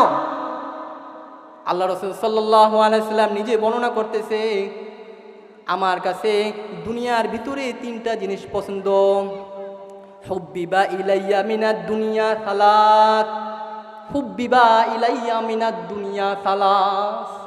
জানুনি আমার কাছে দুনিয়ার ভিতরে 3টা জিনিস পছন্দ। 1 নম্বরে যেই জিনিসটা পছন্দ, ওই জিনিসটা হলো আমার কাছে সুগন্ধি পছন্দ। সুবহানাল্লাহ। জান্নাতের ভিতর ঘ্রাণ হবে কি? সুগন্ধি হবে নাকি দুর্গন্ধি আছে? খাইছেন এই মাত্র, কোন খান দিয়া জানি বের হয়ে গেছে, টেরও পাইতেন না। আরে মনে মনে কল্পনা করতেছেন, ওই যে ফলটা যাচ্ছে, এত সুন্দর পাখি উড়ে যাচ্ছে, যদি পাখিটা আমি খেতে পারতাম। এই কথা বলতে দেরি রে বাবা, কিন্তু আপনার সামনে ওই পাখিটা আসতে 1 মিনিটও দেরি করতো না। 1 সপ্তাহ ধরে, প্রায় 10 দিন ধরে আমি গলার সমস্যা, ঠান্ডা ভুগতেছি, দোয়া করবেন, গলা ভেঙে গেছে দেখছেন। আল্লাহ রাসূল সাল্লাল্লাহু আলাইহি সাল্লাম তার যেই দুনিয়ার ভিতরে তিনটা জিনিস পছন্দ, হুব্বি বা ইলাইয়া মিনাদ দুনিয়া সালাস। এই সাহাবায়ে কেরাম জানুনি আমার কাছে দুনিয়ার ভিতর তিনটা জিনিস পছন্দ। এক নাম্বার সুগন্ধি পছন্দ। আরে মুসলি ভাইরা মনে মনে চিন্তা করতেছে, আয় হায়, এই জন্য তো আমাদের কাছে সুগন্ধি পছন্দ। সিগারেট একটা খাই মসজিদে ঢুকি, আর যদি সিগারেট খাওয়ার পর যদি কোনো মতে একটু বিরাজ বা খুলি না করে, মুসলি যদি একটা যে সিগারেট খায় না, যদি দাঁড়ায়, সে চিন্তা করে যে আগামীতে এই মুসলির পিছনে আমি দাঁড়াইতাম না। আরে বাবা, এই পছন্দ তার পছন্দ না, আরে তার পছন্দ সুগন্ধি পছন্দ। জানুনি আমার কাছে দ্বিতীয় নাম্বার কি জিনিস পছন্দ? সাহাবায়ে কেরাম প্রশ্ন করলো, ইয়া রাসূলুল্লাহ, ইয়া হাবিবাল্লাহ, আপনার কাছে দ্বিতীয় জিনিস কি পছন্দ? আল্লাহ রাসূল সাল্লাল্লাহু আলাইহি ওয়াসাল্লাম বলে, আমার কাছে দ্বিতীয় নাম্বার নারী পছন্দ। সুবহানাল্লাহ। আরে যুবক ভাইরা যারা এদিক সেদিক রয়েছেন, আরে হুজুরে তো একটা মনের কথা কইয়া দিছে, আমার কাছেও তো নারী পছন্দ। এই কারণেই তো সারা রাত্র তাদেরকে পছন্দ করে ভালোবেসে চ্যাটিং করি, আর সারা রাত্র একসাথে গাছের সাথে ঝুলি, কত মহব্বত করি, কত ভালোবাসি। আরে যুবক ভাই, ভালো করে শুনে রাখো, তোমার আমার পছন্দ আল্লাহ রাসূল সাল্লাল্লাহু আলাইহি ওয়াসাল্লামের মতো পছন্দ না। বেহায়াপনা, দাড়ি চেটিং, যেখানে সেখানে এক সপ্তাহ প্রেম করো, 7 দিন 10 দিনের দিন নিজে নিজে ইচ্ছা করো, তাকে কিভাবে দর্শন করা যাবে? আরে আল্লাহ রাসূলের নিজে মেয়ে পছন্দ ছিল, সেটা কেমন পছন্দ ছিল জানো নি? মেয়েকে মেয়ের চোখে দেখা পছন্দ, স্ত্রীকে স্ত্রীর চোখে দেখা পছন্দ, যেভাবে সন্তানকে সন্তানের চোখে দেখা পছন্দ। তোমার আমার মতো পছন্দ ছিল না আল্লাহ রাসূলের। ওই মিয়া, মুক্তি জবান কি আপনাকে কথা বল না, ঠিক কিনা ভুল বলছি? আল্লাহ রাসূলের যে নারী পছন্দ, আমাদের যে যুব সমাজের পছন্দ, এই সময় এই পছন্দ কি এক পছন্দ? আল্লাহ রাসূলের নারী পছন্দ, আল্লাহ রাসূলের নারী পছন্দ কি স্ত্রী হিসেবে স্ত্রীকে সম্মান দেওয়া পছন্দ, মেয়েকে মেয়ে হিসাবে সম্মান দেওয়া পছন্দ, কন্যাকে কন্যা হিসাবে সম্মান দেওয়া পছন্দ, বোনকে বোন হিসাবে সম্মান দেওয়া পছন্দ, খালাকে খালা হিসাবে সম্মান দিতে হবে, এই হিসাবে নারী পছন্দ। আল্লাহ রাসূল সাল্লাল্লাহু আলাইহি ওয়াসাল্লামের কাছে কি পছন্দ বাবা? 2 নাম্বার নারী পছন্দ। একটা পছন্দের কথা বর্ণনা করবো, আর আজকের মাহফিল থেকে আর কিছু হোক আর না হোক, কিন্তু এতটুকু মনে রাখবেন আল্লাহ রাসূলের কি পছন্দ ছিল, সাহাবায়ে কেরামের কি পছন্দ ছিল। এটা যদি মনে করে নিজের জীবনকে ধারণ করতে পারি, আমার জীবন সফল। কে মনে রাখবেন? আল্লাহকে হাত দুইটা দেখা দেন। তাহলে 1 নম্বরে আল্লাহ রাসূল সাল্লাল্লাহু আলাইহি ওয়াসাল্লাম কি পছন্দ ছিল? সুগন্ধি পছন্দ ছিল। 2 নম্বর আল্লাহ রাসূল সাল্লাল্লাহু আলাইহি ওয়াসাল্লাম কি পছন্দ ছিল? নারী পছন্দ ছিল। 3 নম্বর আল্লাহ রাসূল সাল্লাল্লাহু আলাইহি ওয়াসাল্লাম বলে, কুররাতু আইনাইনি ফিস সালাহ, আমার কাছে দীর্ঘ নামাজ পছন্দ। আমার কাছে মন চায় আমি লম্বা সময় ধরে নামাজ পড়ি, এটা আমার কাছে পছন্দ। সুবহানাল্লাহ। এজন্য যে নামাজ পড়তে পড়তে আল্লাহ রাসূল সাল্লাল্লাহু আলাইহি ওয়াসাল্লামের 2 পা ফুলায় ফেলাইছে। আল্লাহ রাসূল সাল্লাল্লাহু আলাইহি ওয়াসাল্লাম জিবরাইল আলাইহিস সালামকে পাঠায় বলতেছে, আরে আল্লাহ রাসূল, আপনি তো নামাজ পড়তে পড়তে 2টা পা ফুলে ফেলাইছে, এত নামাজ পড়া দরকার নাই, একটু আপনি কোরআন তেলাওয়াত করে সময় কাটান। আমাদের কাছে কি পছন্দ ভাই? নামাজের কথা বললে বলে, ভাই আমার প্যান্টের সমস্যা, কয় কি কয় না, আরে হুজুর আপনি যান, আমি আসতেছি, আমার প্যান্টটা ভালো নাই। কেন ভাই, তুমি কি মুইতে কি টিস্যু লও না? তোমার ওখান থেকে কি গন্ধ আসে? আল্লাহ রাসূল সাল্লাল্লাহু আলাইহি ওয়াসাল্লামের কি সুন্নাত তোমার কাছে ভালো লাগে না? সাহাবায়ে কেরামের কি সুন্নাত তোমার কাছে ভালো লাগে না? তাবেঈনদের কি চলাফেরা তোমার কাছে ভালো লাগে না? আরে তোমার কাছে তো ভালো লাগে। কোন শিল্পী কিভাবে চলবে তার কাছে ভালো লাগে, কোন গায়ক কিভাবে চুল কাটবে সেটা ভালো লাগে, কোন খেলোয়াড় কোনভাবে চুল কাটবে সেটা তোমার কাছে ভালো লাগে। আল্লাহ রাসূল সাল্লাল্লাহু আলাইহি ওয়াসাল্লামের কোনো কথা তোমার কাছে ভালো লাগে না। যখন নামাজের কথা বলা হয়, এই হুজুর আইছে নামাজের কথা বলার জন্য, আর কোনো খায়াল কাম নাই, সারাদিন নামাজের কথা বলে। এরে বাবা, হাসরের ময়দানে যখন ময়দানে মাহশরে ধরা খায়া যাইবা, তখন কিন্তু অবস্থা খুবই ভয়ঙ্কর হবে। দুনিয়ার ভিতরে আজকে তোমার দাম নাই। আরে দুনিয়ার ভিতরে যুবকের দাম নাই আজকে। এমন যুবক আছে দুনিয়ার ভিতরে নামাজ পড়তেছে, মুসলিমের তার কোনো দাম নাই, কিন্তু এলাকার ভিতরে যে সবচেয়ে বড় তার দাম। আরে এটার দাম নাই কিসের জন্য? এ তো আল্লাহর জন্য, দিনের জন্য বলে ডাকে, 5 ওয়াক্ত নামাজের জন্য ডাকে। আরে চোখটা বুঝায় দেখো, দুনিয়ার ভিতর দাম্পিকৃত দেখাও, ক্ষমতা দেখাও, ক্ষমতা বেশি দিন টিকবে না। এই আল্লাহ রাসূল সাল্লাল্লাহু আলাইহি ওয়াসাল্লামের যেই বান্দা দুনিয়ার ভিতর অবহেলিত ছিল, যেই বান্দাকে সমাজের ভিতরে দাম দিত না, আর আর কিসের দাম, আর তো কোনো দাম নাই। কারণ এ তো নামাজ পড়ে সবাই জায়গায় কয়জন জিগায়, আমাকে তো সবাই জিগায়, সব জায়গায় আমার দাম। আল্লাহ তো সব, তুমি চোখটা বুঝা দেখো না একবার, হাসরের ময়দানে চোখটা বুঝার পরে যেই লোকটা দুনিয়ার ভিতর কোনো দাম ছিল না, ওই লোকটা মৃত্যুর সাথে সাথে ওই লোকটার বাদশা হয়ে যাইবা, আর তুমি মৃত্যুর সাথে সাথে কবরের ভিতরে তুমি ফকির হয়ে যাইবা। ওই কথা কি ভুল বলতেছি? ভাত খান নাই দুপুরে? আমি দেখতে চাই এইখানকার ভিতরে একবার নারায় তাকবীর দিয়ে খাইছেন, যেটা প্রমাণ করবেন। এলাকার ভিতরে কিছু যুবক আছে, এটা প্রমাণ করে, মুরব্বী যুবক আছে। নারায় তাকবীর, নারায় তাকবীর। ভাইরে ভাই, সময় অল্প, আরো বহুত কিছু বলতাম। সবাই তো আখেরাতে বয়ান করে, জুমার বয়ান করে, অনেক কিছুই করে। আমার একটু বিয়ার বয়ান করার ইচ্ছা ছিল, কিন্তু সময় নাই। আমার বয়ান কথা ছিল হইলো এশারের পরে। এখন মাওলানা সাহেব দূর থেকে আসছে, ঠিক আছে, এই জন্য চাইলাম একটু এর আগেই করি। তাহলে বিয়া তো আলোচনা করার দরকার ছিল। আরে দুনিয়ার ভিতরে এমনভাবে পোলাপান পাকনা হয়ে গেছে। আমি গতকালকে একটু আর 3 বছর হয়ে গেল না, 4 বছর সর্বোচ্চ গেলে, আমি নামও জানি, বলবো না, আমি নাম বলবো না। আমি বক্তাদের সাথে কথা বলতেছি, তাদের তো জানিনি তো বক্তাদের সাথে কত ঝামেলা। পিছনে এসে বলতেছে, এই হুজুরে মায়া গলাকে কথা কয়, আমি কয়ে দিব। পোলা মানে যা যদি কোচ এলাকার ভিতরে বিশ্বাস করতো না, কোন সবাই বিশ্বাস করতো না, মানে মায়া গলাকে কথা কয়। একটু পিচ্ছি আমার বলতেছে হুজুরে মায়া গলাকে কথা কয়, আমি কয়ে দিব। আর বক্তাগুলোকে কথা কইতেছে।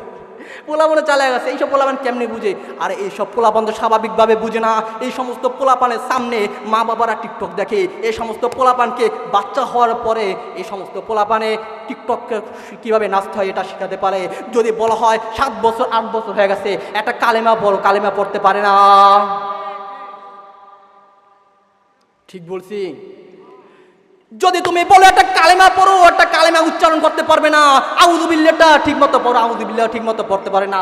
বাবা, এখানে মাদ্রাসা আছে, জনাব কাকা শহীদুদ্দার যে উদ্যোগটা নিয়েছে, আপনারা কে কে আপনার এখান থেকে সন্তান দিবেন? হাত দুইটা আল্লাহকে দেখা দেন। একজন করে সন্তান দিবেন ইনশাআল্লাহ। এই মাদ্রাসায় দিনদারি তো শিখাবেন কি শিখাবেন না? যদি না শিখান তাহলে আল্লাহর কসম, খোদার কসম, ভালো করে মনে রাখেন, সময় অল্প, তাড়াতাড়ি করে শেষ করে দিচ্ছি। আরে যদি আপনার সন্তানটাকে দিন এলাম শিক্ষা দেন, আপনার সন্তান থেকে টাকা খাক আর না খাক, সন্তান থেকে রিজিক খাওয়ার ইচ্ছা করেন আর না করেন, এতটুকু মনে রাখবেন, আপনার সন্তানটা আপনাকে গরম চোখে তাকাবে না। আপনি সন্তান থেকে আপনি কিছু খাইতে পারেন আর না পারেন, স্পষ্ট ভাষায় মনে রাখবেন, আপনার সন্তানটাকে বুড়া হওয়ার পর আপনাকে লাথি দিবে না। যদি দিন এলাম শিক্ষা দেন, আর কিছু হোক আর না হোক, আপনার সন্তানটা আপনাকে দুনিয়ার ভিতরে বলবে না বৃদ্ধাশ্রমে তুমি চলে যাও, তুমি সন্তান থেকে কামাই খেতে পারো না পারো, মনে রাখবা তোমার সন্তানটা তোমাকে সম্মান দিবে। বৃদ্ধাশ্রমে আছে কি নাই? প্রত্যেকটা দিন ঢাকার ভিতরে বৃদ্ধাশ্রমের সংখ্যা বেড়ে যাচ্ছে। আরে বাবা, যেই মাটা এত সুন্দর করে ধারণ করলো নিজের বাচ্চাটাকে, সারা রাত্র পর্যন্ত কষ্ট করলো, কত কষ্ট করে বানাইলো, কিন্তু যখন বৃদ্ধ হয়ে গেল, ওই বাবা মাকে ওই কুলাঙ্গার সন্তান কিভাবে বৃদ্ধাশ্রমে রেখে আসতে পারে? পরিতাপের সাথে বলতে হয়, আরে বৃদ্ধাশ্রম কেন মা বাবাদের জন্য? আরে এই মা বাবাই তো তোমার তাদের পায় নিছে জান্নাত, তাহলে তুমি বাবা মাকে কেন বৃদ্ধাশ্রমে রেখে আসো? সন্তানকে দিনী ইলম শিক্ষা না দিলে তো এরকমই হবে। আল্লাহ রাসূল সাল্লাল্লাহু আলাইহি ওয়াসাল্লামের কয়টা জিনিস পছন্দ ছিল বাবা? 3টা জিনিস পছন্দ ছিল। 1 নম্বরে সুগন্ধি পছন্দ ছিল। 2 নম্বরে কি পছন্দ ছিল? নারী পছন্দ ছিল। 3 নম্বরে যে জিনিসটা পছন্দ ছিল কুররাতু আইনিস সালাহ, নামাজের ভিতরে শীতলতা পছন্দ ছিল। ওই মজলিসে আবু বকর সিদ্দিক রাদিয়াল্লাহু তাআলা আনহু বসা ছিল।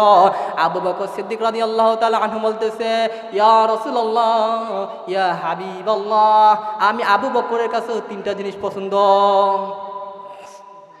ওই মিয়া সুবহানাল্লাহ গুনাহ হইব নাকি? জান্নাতের ভিতরে গাছ হইতেছে না? এই যে 3টা জিনিস পছন্দ, ভালো না, এগুলো ভালো জিনিস হলে সুবহানাল্লাহ বলতে হয়। তাইলে আল্লাহ রাসূল সাল্লাল্লাহু আলাইহি সাল্লামের কাছে 3টা জিনিস পছন্দ ছিল।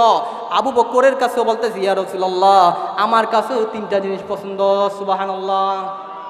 ইয়া রাসূলুল্লাহ, ইয়া হাবিবাল্লাহ, 1 নম্বরে আমার কাছে যে জিনিসটা পছন্দ, এটা হলো আপনার নামে দান খরচ করা। আমি আবু বকরের কাছে সবচেয়ে পছন্দনীয়। আমার কাছে ইয়া রাসূলুল্লাহ দান খরচ করা আপনার কাছে পছন্দ। আরে আপনি তো গুনাহের মজলিসে টাকা খরচ করে মজা পাই। সাহাবীরা শুধু শুধু জান্নাত পায় নাই, সাহাবীরা তাদের পছন্দ অনুযায়ী দিনের কাজে খরচ করে তারা জান্নাত পায় গেছে। সুবহানাল্লাহ। আরে কথার ভিতরে কথা আসে, কথার ভিতরে কথা আসে, সময় তো শেষ হয়ে যাইতেছে, তারপরও না বললেও পারি না, জানি না তাদের পছন্দের বয়ান শেষ হইবে কিনা। তারপরও সাহাবায়ে কেরাম যে কিভাবে পছন্দ করতো এটা একটু আপনাদেরকে বলি। আবু দাহদা রাদিয়াল্লাহু তাআলা আনহু যখন একটা মজলিসের ভিতরে বসা ছিল, আল্লাহ রাসূল সাল্লাল্লাহু আলাইহি ওয়াসাল্লামের কাছে এক লোক এসে বসে, ইয়া রাসূলুল্লাহ, ইয়া হাবিবাল্লাহ, আমি নব মুসলমান, আমি তো নতুন মুসলমান হয়েছি, কিন্তু আপনার পাশে যেই মুমিন বান্দা, মুসলমান বান্দা, তার খেজুর গাছটা, আমার খেজুর গাছ আমার বাড়িতে আইসা পড়ছে ইয়া রাসূলুল্লাহ, কিন্তু যখন একটা খেজুর পইরা যায় আমার সন্তানকে আইটা খেজুরটা দেই, ওই মুখ থেকে খেজুরটা আমার নিয়ে যায় সন্তানে। এরকম মানুষ দুনিয়াতে হয়, সন্তানে একটা খাবার মুখে দিছে, সেইটা মুখ থেকে নিয়ে যায়। এত খারাপের খারাপ। ইয়া রাসূলুল্লাহ, আমার তো কষ্ট লাগে, এই সন্তানের মুখ থেকে যখন খাবার নেওয়া যায়। কে না চায় ও বাবা, আপনিও চান আপনার সন্তানটা যেন ভালো থাকে, আর সবাই চায় সবার সন্তানটা ভালো থাকে। আল্লাহ রাসূল সাল্লাল্লাহু আলাইহি ওয়াসাল্লামের কষ্টও লেগে যায়, বলতেছে ওই যেই লোক মুসলমান তাকে ডাকো, দেখি তার সাথে কথা বলে। যখন ওই লোকটা আসলো, বলতেছে এই মিয়া, খেজুর কাইরা নিয়ে যাইতাছ, বলো তোমাকে যদি আমি এই খেজুরের যদি বিনিময়ে একটা সুসংবাদ দেই, তাহলে তুমি সেটা গ্রহণ করবা কিনা? বলে আপনি কি সুসংবাদ দিবা? বলতেছে যদি আমি সুসংবাদ দেই, এই জান্নাতে যদি খেজুর দাও, তুমি একজনকে দান করে দাও, তাহলে আল্লাহ তাআলা তোমাকে আখিরাতে একটা খেজুর গাছ দিয়ে দিবে। সুবহানাল্লাহ।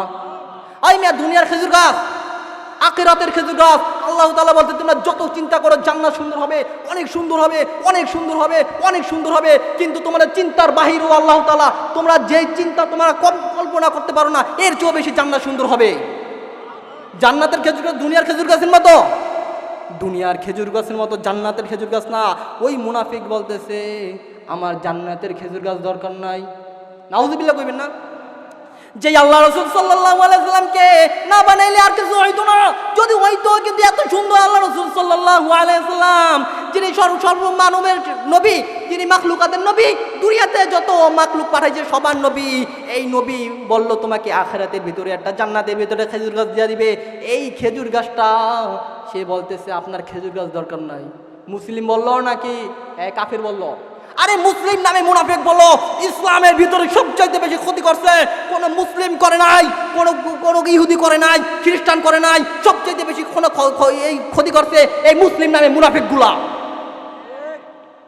আমি মুসলিম দাড়ি পরিচয় দেই, আমার লেবাস আছে, দাড়ি আছে, আমার সব কিছু আছে, মুসলমান আমাকে মুসলিম হিসাবে জানে, কিন্তু আমি ভিতরে ভিতরে সম্পূর্ণ মুনাফেক, ইসলামের ক্ষতি করি। আর এরকম লোক আছে কিনা নাই? আছে কিনা নাই? জোরে বলেন আছে কিনা নাই? সমাজের ভিতর অভাব নাই। আল্লাহ রাসূল সাল্লাল্লাহু আলাইহি ওয়াসাল্লাম ওই সাহাবীকে বলতেছে, সাহাবী নামে মুনাফিক বলতেছে আপনার খেজুর গাছের দরকার নাই। আরে তোমাকে যদি একটা খেজুর গাছের বিনিময়ে 10টা খেজুর গাছ দেই, তুমি নিবানে? আরে ওই লোকটা বলতেছে না না, 10টা দিলেও আমি নিব না। বলেন 10টা দিলে তার লাভ হইব না লস হইব? লাভ হইব না লস হইব? কারণ যদি 10টা খেজুর গাছ নেই, আমি তো চুলকানি দিব, ওই চুলকানি দেওয়ার তো আমার নাই। আরে আছে না, সমাজের কিছু লোক আছে না, নিজে খাইব না, অপরকেও দিবে না, প্রয়োজনে ফালাইয়া দিব, নিজে খাবো না, অপরকেও দিব না, প্রয়োজনে ফালাইয়া দিব। এরকম সমাজের ভিতরে লোক আছে কিনা নাই? অভাব নাই। এই জানো চার দোকানে বসে আছে, এই জানো শুনতে জানা কিন্তু, ঠিক আছে, কি হয়েছে জানো? কি হয়েছে? আরে জানো না, এলাকার ভিতরে সব যে ছড়াইয়া পড়ছে, তুমি কই থাও সারাদিন কাজ মাঝে, এলাকার খোঁজ মনে হয় নাই তোমার কাছে, আছে না নাই? তো এখন একটু বলতে আগ্রহের সাথে বলতেছে এই জানো কি হয়েছে? কি হয়েছে? আরে জানো না অমুকের মেয়েটা, অমুকের, এটা একটু রস দিতেছে, কথায় রস দিতেছে, জিজ্ঞেস করার জন্য রস দিতেছে, এই জানো অমুকের মেয়েটা কি হয়েছে? আরে দুনিয়ার ভিতরে থাকো, এলাকায় থাকো, এলাকা খোঁজ খবর থাকে না, অমুকের মেয়েটা দেখি, অমুক ছেলের লাগে দেখি বাইকে গেছে, কি আছে না নাই? দেওয়ার দরকার আছে সংবাদ, এর কোনো কাজ নেই, খায়ালয়া দেখবেন এই শুধু সংবাদে যে সুপ্রিয়া মনে আদা নেই। আর এত বড় বড় ওলামায়ে কেরাম আসছে, পুরা মুলাদির ভিতর চ্যালেঞ্জ দিতে পারবে ইনশাআল্লাহ, এত ওলামায়ে কেরাম এখানে বয়ান করার জন্য আছে। কি বয়ান করলো? আরে আইসি কিছু ভালো হয় নাই বেশি। আরে আছে কিনা নাই? কোন জায়গায় কি মাহফিল হয় ভালো করে জানা আছে। আলহামদুলিল্লাহ, এশারের পরে সবাই শুনবেন তো। আবু বকর রাদিয়াল্লাহু তাআলা আনহুর কাছে কয়টা জিনিস পছন্দ? 3টা জিনিস পছন্দ। ওই মুনাফিক ব্যক্তি চলে যাইতেছে, মুনাফিক ব্যক্তি যাইতেছে আর নিত না। আবু দাহদা রাদিয়াল্লাহু তাআলা আনহু বলতেছে, ইয়া রাসূলুল্লাহ, ইয়া হাবিবাল্লাহ, যদি এই সুসংবাদ কি আমার জন্য, জান্নাতের ভিতরে যদি আমি থেকে দুনিয়াতে একটা খেজুর গাছ দেই, তাহলে কি আমিও কি জান্নাতের ভিতরে কোনো খেজুর গাছ পাবো নি? আল্লাহ রাসূল সাল্লাল্লাহু আলাইহি সাল্লাম বলতেছে, হ্যাঁ এই সুসংবাদ তোমার জন্য। এই কথা যখন শোনার সাথে সাথে ওই মুনাফিক ব্যক্তির পিছনে একটা দৌড় দিল। এই মুনাফিক তো আর বলে না, বলতেছে, ও ভাই দাঁড়াও, আরে শোনো, তোমার খেজুর গাছটা কি আমারে দিতা, দাম বিক্রি করতাম? আল্লাহ রাসূল সাল্লাল্লাহু আলাইহি ওয়াসাল্লামে কইছে, হ্যারেই দেই নাই, আর তুমি আইছো কই থেকে? আছে না, হ্যারেই দেই নাই, হ্যারে না কই দিছে, তুমি কিডা তোমারে দিব? আরে ভাই তুমি জানো না, আমি আবু দাহদা, এই মদিনা শরীফের ভিতরে সবচেয়ে বেশি আমার খেজুর গাছ, তুমি কয়টা খেজুর গাছ চাইবা আমি তোমাকে দিয়ে দিব। বলতেছে, তোমার কাছে একটা শর্তেই খেজুর গাছটা দিয়ে দিব। আরে একটা শর্তে তোমাকে খেজুর গাছটা দিব, তোমার যেই মদিনা শরীফের ভিতরে বিশাল এক খেজুর গাছের বাগান রয়েছে, শাশ্বত খেজুর গাছের বাগান, যেখানে সবচেয়ে দামি খেজুর আজওয়া খেজুর হয়, পুরা ফলন আলা খেজুর, গাছে খেজুর ঝুইলা রয়েছে, ওই শাশ্বত খেজুর যদি তুমি আমাকে দিয়া দাও, তাহলে আমি তোমাকে একটা খেজুর গাছ দিয়া দিব। কে এমন দেখতে আছে শাশ্বত খেজুর গাছের বিনিময়ে একটা খেজুর গাছ নিত, তাও আবার আজওয়া খেজুর গাছ? বলতেছে, আচ্ছা ঠিক আছে, তোমাকে আমি শাশ্বত খেজুর গাছ দিয়ে দিলাম। সুবহানাল্লাহ। কিসের জন্য দিছে? শুধু আল্লাহ রাসূল সাল্লাল্লাহু আলাইহি ওয়াসাল্লাম ভালোবাসার কারণে দিয়েছে। একটা খেজুর গাছ, একটা জান্নাতে খেজুর গাছ পাওয়ার জন্য শাশ্বত খেজুর গাছ দিয়ে দিছে। আর আপনাদের এখানে মাদ্রাসা, এখানে 5টা টাকা 10টা টাকা যারা দিয়ে যাবেন ইনশাআল্লাহ, এগুলা পরে বুঝবেন। আরে লক্ষ লক্ষ কোটি কোটি টাকা দুনিয়াতে রাখা গেছেন, আরে কোটি কোটি টাকা রাখা গেছে। আরে মৃত্যুর সাথে সাথে বাবাকে ঘর থেকে বের করে দিয়েছে, শুধু মৃত্যুর পরে বের করে দেয় নাই। এই কথা এখন বলবো না, এই বয়ান সবাই করে, কিন্তু ঘরে যখন কবরে রাখা হলো, কবরে রাখার পরে সবাই মিটিংয়ে বসছে, বাবার জন্য 50,000 টাকা 7 ভাই মিলে খরচ করার মতো তৌফিক হয় না। লক্ষ লক্ষ টাকা, কোটি কোটি টাকা রাখা গেছে। আর এই বাবা যে রাখা গেল সন্তানের জন্য টাকাগুলা, ওরে বাবা কার জন্য রাখা গেলা? তোমার সন্তান তো তোমার মৃত্যুর পরে তোমার পিছনে তো 10টা টাকা খরচ করার মতো তোমার তৌফিক হয় না। 7 ভাই বৈশাখ 50,000 টাকা মিলাতে পারে না, আর কি খরচ করলেই তো লস। আরে ওইদিকে আবার বউ বলতেছে, তুমি কেন খরচ করবা? তোমার তো সন্তানের টাকা দেওয়ার মতনই হচ্ছে না, তোমার তো টাকা নাই, আরে সন্তানের এই খরচ দিতে হবে। তুমি সবাইকে বলে দাও, তোমার কাছে এখন টাকা নাই খরচ করার মতো, তুমি টাকাগুলো এখন দেওয়ার মতো তৌফিক নাই, আছে কিনা নাই? আরে লক্ষ লক্ষ কোটি কোটি টাকা ভাঙতে পারে, কোটি টাকা রাখা গেছে। যা দেখেন, আমি একটা বলি, আমি যখন গোদাবাগ ছিলাম, ঢাকা গোদাবাগ, একটা লোকে ঢাকার ভিতরে বড় ব্যবসা করতো, ব্যবসা করার পরে কোটি কোটি টাকা রাখা গেছে।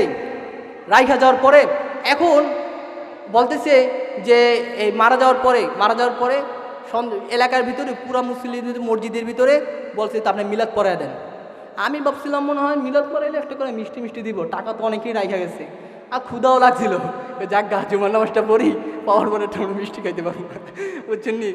পরে যাওয়ার পরে দেখি একটা শুধু মিলাদি পড়ছে 1 ঘন্টা পর্যন্ত, 2টা টাকা বাবার জন্য খরচ করার মতো তৌফিক হয় না। আছে কিনা নাই? কার জন্য রাইখা গেল রে বাবা? হাসরের ময়দানে তোমার সন্তান তোমাকে পরিচয় দেবে না, কিন্তু তুমি মারা যাবার পরে তোমার পিছনে 2টা টাকা খরচ করার মতো তৌফিক হয় না।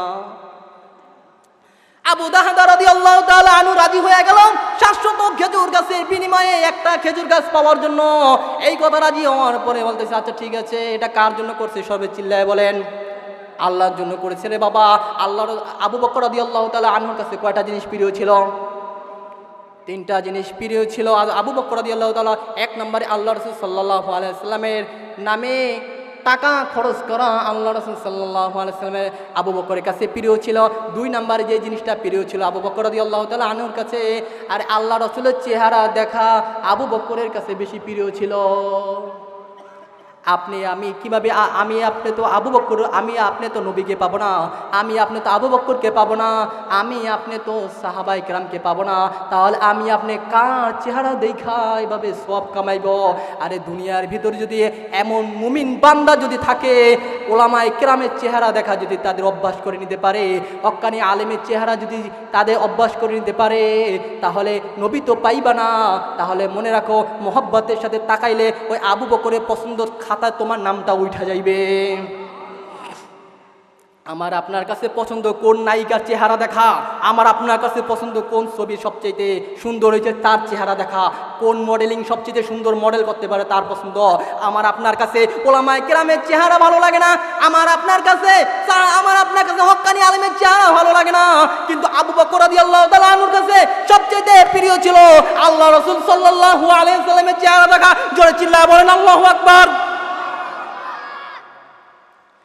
3 নম্বরে যে জিনিসটা পছন্দ ছিল আবু বকর রাদিয়াল্লাহু তাআলা আনহুর কাছে, 1 নম্বরে পছন্দ ছিল কি? দান। 1 নম্বরে পছন্দ ছিল আল্লাহ রাসূলের নামে দান খরচ করা। 2 নম্বরে পছন্দ ছিল তার কাছে পছন্দ ছিল আল্লাহ রাসূল সাল্লাল্লাহু আলাইহি ওয়াসাল্লামের চেহারা দেখা। 3 নম্বরে আবু বকরের কাছে সবচেয়ে পছন্দ হলো ইয়া রাসূলুল্লাহ, ইয়া হাবিবাল্লাহ, আপনার কাছে যেহেতু নারী পছন্দ, আমি আয়েশাকে আপনার কাছে বিবাহ দিয়া দিলাম। আল্লাহ তাআলা শুইনা নিছে এই মজলিসের কথা। আল্লাহ শুইনা বলতেছে, আরে জিব্রাইল যাও যাও যাও, আমি যেই আল্লাহ রাসূল সাল্লাল্লাহু আলাইহি ওয়াসাল্লামের জন্য যেই নারীটাকে পছন্দ করেছি, ওই নারীটাকে যাও আল্লাহ রাসূলকে দেখাও নিয়ে চেহারাটা কেমন। আরে এই নারী তো আমারও পছন্দ হয়ে গেছে। জোরে চিল্লায়ে বলেন সুবহানাল্লাহ। আমার আপনার কাছে পছন্দ, আরে গর্ব করি, আরে সব আমার জামাইয়ের কি আছে, 5 তলা 10 তলা কয়টা বিল্ডিং আছে, ঢাকার ভিতর কি পরিমাণ জায়গা আছে, কি পরিমাণ দাপট আছে, কি পরিমাণ কি আছে, কিন্তু আমি একবারও জিজ্ঞাসা করি না, আরে যেই বেটা আমার যার কাছে বিবাহ দিব সে কি নামাজ পড়ে কিনা, যার কাছে বিবাহ দিব হালাল রিজিক খায় কিনা, যার কাছে বিবাহ দিব সে ঠিকমতো রিজিক কামাইটা হালাল কিনা। হারাম রিজিক করে কোটি কোটি টাকা হয়ে গেলে নিজের মেয়েকে চোর বিয়া দিয়া নিজেকে গর্ববোধ করি, হালাল রিজিক কামাই করে 10 টাকা 100 টাকা কামায়, 8,000 টাকা 9,000 টাকা কামায়, ওইটা নিয়ে বলতেছি 8,000 9,000 টাকা কামায়, কিন্তু আপনার স্বামী তো কোটি কোটি টাকা মাইরা দিয়া তো দুনিয়ার ভিতরে ধনী হয়ে গেছে। ওইটা নিয়ে কোনো গর্ববোধ করি না। নিজের সন্তানটা আলেম হইলে গর্ববোধ করি না, নিজের সন্তানটা স্কুলে বড় একটা পিএইচডি অর্জন করলে গর্ববোধ করি। আর এই যেই সমস্ত সন্তান দিতেছে নিজের সন্তানকে গর্ববোধ করবেন। সারা রাত্র দিন 24 ঘন্টা মেহনত করে পড়ালেখা করে একটা ক্লাসের ভিতরে একটা মাদ্রাসা ছাত্র এক হয়, যখন রেজাল্টটা দেওয়া হয় 2টা সন্তান রয়েছে, একটা 10-এ ভালো রেজাল্ট করেছে, কিন্তু যেই সন্তানটা মাদ্রাসায় পড়ে এক হয়েছে ওইটা নিয়ে ভুলও কারোর কাছে গর্ব করে না, কি যে স্কুলে যেটা প্লাস পাওয়া গেছে ওইটা সবাইকে ফুলিয়া বলে, আর জানুনি আমার ছেলেটা তো A+ পাওয়া গেছে। এই সন্তান কি আল্লাহ তাআলা মনে করছেন খুশি হইব? আরে আমাদের কারণেই তো সন্তানরা দিন থেকে এলেম থেকে মাহরুম হয়ে যায়, এলেম থেকে বঞ্চিত হয়ে যায়, সন্তানকে উৎসাহ দিতে জানি না। আরে এলম দিন সে করে, বাবা তোমার দুনিয়ার দরকার নাই, তোমার আখিরাত দরকার, কোটি কোটি টাকা দরকার নাই, হারাম রিজিক কামাই করার দরকার নাই, সুদ খাওয়ার দরকার নাই, ঘুষ খাওয়ার দরকার নাই। আরে ঘুষ তো এখন তো সুদের বয়ান করলেও সমস্যা, ঘুষের বয়ান করলেও সমস্যা, ঘুষকারী এইভাবে কপালটা এরকম করে রাখে। আরে আল্লাহ তাআলা ঘুষকে হারাম করছেন, আমি হারাম বলবই। আল্লাহ তাআলা সুদকে হারাম করেছেন, আমি হারাম বলবই। আল্লাহ তাআলা চাঁদাবাজিকে হারাম করেছেন, আমি হারাম বলবই। এতে যদি আমার কিছু হয়ে যাক কোনো সমস্যা নাই। কার জন্য করতেছি? ওই মিয়া আমি কথা বলতেছি, আমার কি গলা, আমার কি ব্যথা করতেছে না? কার জন্য করতেছি? জোরে চিল্লাবেন বলেন কার জন্য? আসেন তো ইনশাআল্লাহ, আসেন তো ঘুষখারের বিরুদ্ধে কথা বলবেন তো। আরে আপনার এত বড় স্তব্ধ যে আপনি ঘুষ খাইতেছেন, জানেন কি ঘুষখারের শাস্তি কি? আল্লাহ তাআলা আপনাকে জিহাদে, আল্লাহ তাআলা আপনাকে যুদ্ধ, আল্লাহ তাআলা যে ব্যক্তি ঘুষ খায় আমি তার সাথে যুদ্ধের জন্য আমি ঘোষণা দিলাম। আল্লাহর সাথে যুদ্ধের ঘোষণা দেওয়া, দুনিয়ার ভিতরে এরকম মানুষ এর চাইতে কুলাঙ্গার আর দুনিয়াতে নাই। আল্লাহ রাসূল সাল্লাল্লাহু আলাইহি ওয়াসাল্লাম কি বলছে জানেন হাদিসের ভিতরে ঘুষ খাওয়ার ব্যাপারে? আরে আল্লাহ বলতে যে ব্যক্তি ঘুষ খায় তার সর্বনিম্ন গুনাহ হলো সে নিজ ভাইয়ের সাথে জিনা করে। হক কথা বলবো কি বলবো না? হক কথা বলবো কি বলবো না? আর সময় তো নাই, ওদিকে সময় গেলে আবার ওদিকে হইতো না। তাইলে আল্লাহ রাসূল সাল্লাল্লাহু আলাইহি ওয়াসাল্লামের কাছে কিছু, আবু বকরের কাছে 3টা জিনিস পছন্দ ছিল। ওই জায়গায় ছিল ওমর রাদিয়াল্লাহু তাআলা আনহু। ওমর রাদিয়াল্লাহু তাআলা আনহু বলতেছে সাদাক্তা ইয়া আবু বকর, আমি ওমরের কাছেও তিনটা জিনিস পছন্দ। সুবহানাল্লাহ গণ। তাইলে আল্লাহ রাসূল সাল্লাল্লাহু আলাইহি ওয়াসাল্লামের কাছে কয়টা জিনিস পছন্দ ছিল? আবু বকরের কাছে কয়টা জিনিস পছন্দ ছিল? ওমরে কি বলতেছে? ওমর রাদিয়াল্লাহু তাআলা কি বলতেছে? আমার কাছে তিনটা জিনিস পছন্দ। এক নম্বরে কি জিনিস পছন্দ? আল আমরু বিল মারুফ ওয়ান নাহয়ু আনিল মুনকার ওয়া সাওবুল খুলিক। এক নম্বরে আমি ওমরের কাছে পছন্দ হলো সৎ কাজে আদেশ করা, আমি আবু বকরের কাছে সবচেয়ে বেশি পছন্দ। দুই নম্বরে পছন্দ হলো আল আমরু বিল মারুফ ওয়ান নাহয়ু আনিল মুনকার, খারাপ কাজ থেকে কাউকে বাধা দেওয়া, আমি আবু বকরের কাছে বেশি পছন্দনীয়। তিন নম্বরে যে জিনিসটা পছন্দ ছিল রে বাবা, ওই জিনিসটা হলো আমি আবু বকর, আমি ওমরের কাছে তিন নাম্বার জিনিস পছন্দ রে বাবা, সাওবুল খুলিক, পুরান জামা, আমি আবু বকর আমি ওমরের কাছে পছন্দনীয় রে বাবা। ওমর রাদিয়াল্লাহু তাআলা আনহু এই জন্যই 18 তালা অর্ধজাহানের বাদশা ছিল রে বাবা। দুনিয়ার কোনো বাদশা ছিল না, দুনিয়ার একটু বাংলাদেশের একটুকু না, সারা পৃথিবীর ভিতরে অর্ধজাহানের বাদশা হইয়া ওই ওমর রাদিয়াল্লাহু তাআলা আনহু 18 তালি জামা কাপড় পরতো রে বাবা। 18 তালি জামা কাপড় পরতেছিল রে বাবা ওই ওমর রাদিয়াল্লাহু তাআলা আনহু অর্ধজাহানের বাদশা। আর আমি আপনি যদি একটু ক্ষমতা পাই, একটু সাহস পাই, কেলা গাছ খুলা এই আঙ্গুল ফল হয়ে যায়। আরে বাবা গতকাল যে খানা খাইতে পারতো না, সে 5 তলা পরের দিন বিল্ডিং। আবু বকর রাদিয়াল্লাহু তাআলা আনহু ওমর রাদিয়াল্লাহু তাআলা আনহু এত বড় ছিল, এত বড় ক্ষমতাশীল ছিল রে বাবা। এইটা ইতে বৈশা খুতবা দিতেছে, একজনে প্রশ্ন করলো, এই ওমর আপনি তো দেখতেছি সবাইকে একটা করে পোশাক দিচ্ছেন, এটা আপনার পোশাকটা বড় লাগতেছে, কিন্তু আপনার পোশাকটা কেন বড়? কত বড় একজন সাধারণ ব্যক্তি প্রশ্ন করতেছে, আরে আপনার পোশাক কেন বড়? আমাদের তো একটা পুরো পোশাক দিচ্ছেন। এক সাধারণ লোককে বলতেছে, অর্ধজাহানের বাদশাকে বলতেছে, আরে দুনিয়ার শেখ হাসিনা না, দুনিয়ার যে ক্ষমতাশীল ব্যক্তি না, অর্ধজাহানের বাদশাকে প্রশ্ন করতেছে একটা সাধারণ ব্যক্তি, আরে একটা করে পোশাক দিচ্ছেন, আপনার পোশাকটা ডাবল বড় মনে হইতেছে, পোশাক কই পাইছেন? তাহলে আমাদেরকে কম দিয়ে আপনি কি আমাদেরকে মাইরে দিলেন আমাদের হক? ওমর রাদিয়াল্লাহু তাআলা আনহু এই জায়গায় কথা বলেন, আরে বাবা ওমর রাদিয়াল্লাহু তাআলা আনহুর ছেলে ওমর ইবনে আব্দুল আজিজ বলতেছে, রে বাবা এ বাবা তুমি আমাকে যদি একটু সময় দাও তাহলে আমি একটু কথা বলতাম। ওমর ইবনে আব্দুল আজিজ দাঁড়ায় গেল, আরে দুইটা জামা পরতো, একটা জামা তো আমি পাইছি, একটা জামা বাবা পাইছে। এখন দেখতেছি বাবার জামাটা ছোট হয়, কিন্তু আমি দেখতেছি বাবা খুতবা দিবে, বাবার জামা যদি ছোট হয় দেখতে কেমন দেখায়, আমি আব্দুল আজিজের জামাটাও বাবাকে দিয়ে দিলাম, দুইটা জামা একসাথে করে বাবা এখন খুতবা দিতেছে। অর্ধজাহানের বাদশা এক লোক দুধ নিয়ে আইলো, বলতেছে, আরে ওমর আপনি তো আপনার জন্য হাদিয়া নিয়ে আসলাম, আপনি খান রে ওমর। ওমর রাদিয়াল্লাহু তাআলা আনহু বলতেছে, আমি যে দুধ খাবো রে বাবা, দুধটা কোথায় পাইলা? দুধটা খাওয়ার পর জিজ্ঞাসা করতেছে, আপনি যে এই যে সদগার যে ছাগলগুলা দিয়েছেন রে বাবা, ওই সদগার ছাগল থেকে যেই দুধগুলা হয়েছে, ওই দুধগুলা থেকে আপনার জন্য হাদিয়া নিয়ে আসছি। বলতেছে যে আমার জন্য যে হাদিয়া নিয়ে আসলা, সদগার মাল খায়া যদি আমি আল্লাহর কাছে যদি হাসরের ময়দানে উঠি, এরে ওমর তোকে দুনিয়ার বাদশাহী দিয়া, যদিও খাবারটা হালাল ছিল, হারাম খাবার ছিল না, দুনিয়ার তোরে বাদশাহী দেওয়ার পরে তুই কিভাবে সদগার মাল খাইয়া, যদিও হালাল বানাইয়া পরে আমার তোর কাছেই তো সদগার মাল ছিল, কিন্তু ওইটা তুই খালি না, তুই সিস্টেমে কইরা খায়া ঠাইয়া তুই কেমনি হাসরের ময়দানে উঠবি? এই কথা বলার পরে মুখের ভিতরে আঙ্গুলটা দিয়া সমস্ত দুধ ফালা দিল রে বাবা।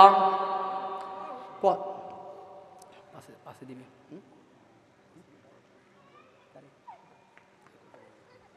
আচ্ছা সোহেল কাকার একটু কথা বলবে, সময় শেষ, ঠিক আছে?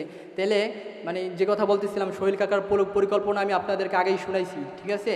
আল্লাহ তাআলা আপনারা সোহেল কাকার সাথে প্রত্যেক বছর এই মাহফিল সবাই প্রস্তুত হাত জায়গা দেখা দেন ইনশাল্লাহ। এতটুকু বলে যে আপনার আবু বকর রাদিয়াল্লাহু তাআলা আনহুর কাছে ওমর রাদিয়াল্লাহু তাআলা তিনটা জিনিস পছন্দ ছিল, ও উসমান রাদিয়াল্লাহু তাআলা আনহুর কাছে তিনটা জিনিস পছন্দ ছিল, স্বয়ং জিবরাইল আলাইহিস সালামের কাছে তিনটা জিনিস পছন্দ ছিল, আলী রাদিয়াল্লাহু তাআলা আনহুর কাছে তিনটা জিনিস পছন্দ ছিল, তারপরে জিবরাইল আল্লাহ তাআলার কাছে তিনটা জিনিস পছন্দ ছিল।